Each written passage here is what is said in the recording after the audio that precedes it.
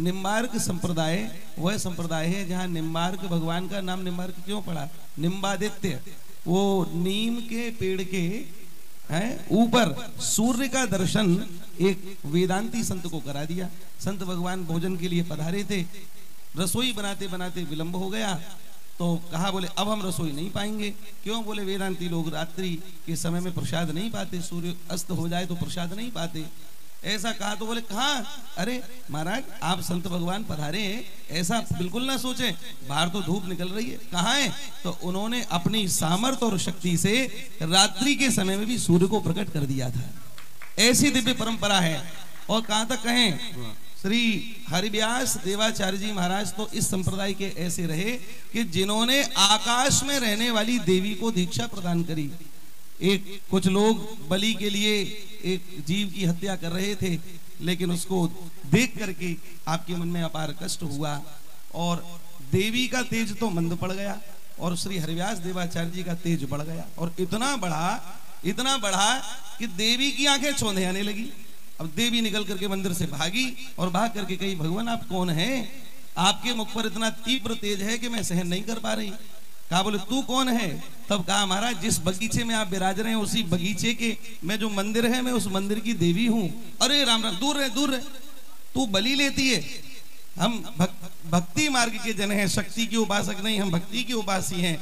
शक्ति ने कहा महाराज मेरी तो सीमाएं हैं, पर भक्ति तो भय से मुक्त करती है, इसलिए आप मुझे अपनी शरण दो, मैं आपकी दासी बनना चाहती हूँ।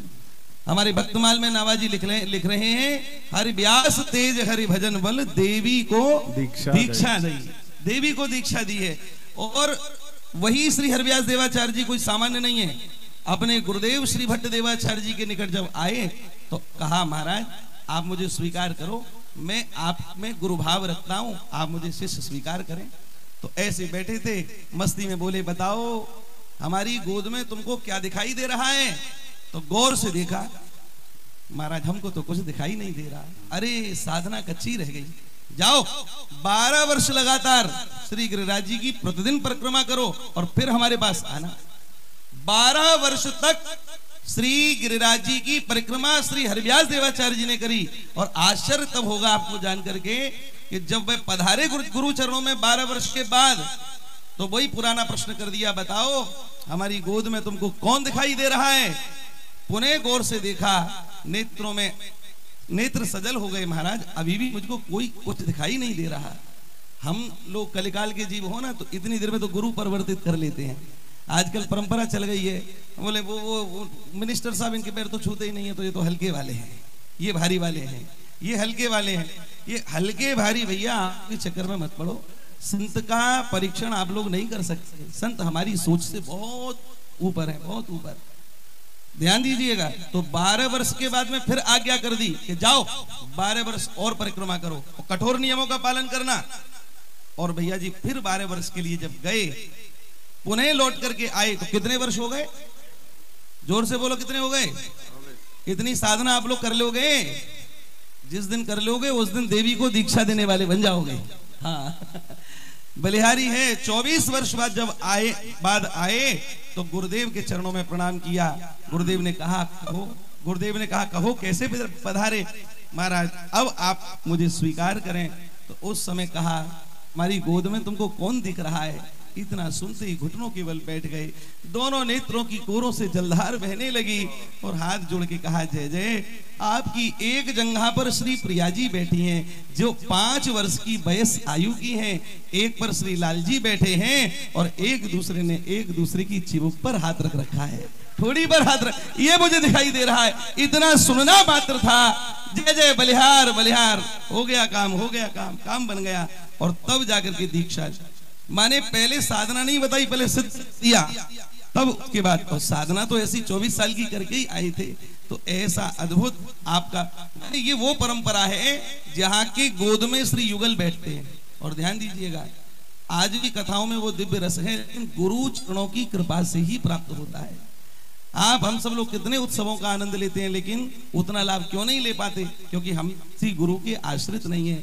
यदि गुरु चरणों का आश्रय लें, भक्तमाल ग्रंथ का स्वाध्याय करें, कथा रस का पान, संकीर्तन का पान करें, तब जाकर के बात बनेगी। इतने लंबे यत्न के बाद कहां से कहां प्राप्ति होती है भैया।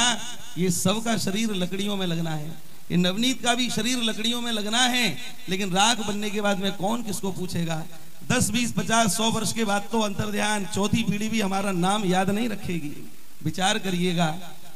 बादिन की सुध कर प्राणी, जा दिन ले चल हो है, अरे ले चल हो, वादिन ले चल हो, अरे वादिन की सुध कर प्राणी, जा दिन ले चल हो। प्राण निकलते ही पूरे शरीर की कोई कीमत नहीं रह जाएगी। नौका टूटने से पहले ही किनारा ढूंढ लो, ऐसी प्रार्थना। ये दिव्य संप्रदाय सामान्य नहीं है। श्री गोद में जिनके प्रियालाल जी विराजते हैं, जहां पर देवी को दीक्षा दी जाती है, जहां पर नीम के पेड़ के ऊपर से आदित्य का दर्शन कराया जाता है, ऐसा दिव्य संप्रदाय, ऐसे महाराज जी कल यहाँ विराजेंगे। वो तेज पीढ़ी दर पीढ़ी विराजित होता है। आज भी वही तेज जो तब था उन महापुरुष में आज भी है। उनका दर्शन करने आप सब पधारें, क्योंकि अन्न का कण और संत का क्षण, ये दोनों बड़े कीमती होते हैं। बोलिए भक्तवत्सल भगवान की जय।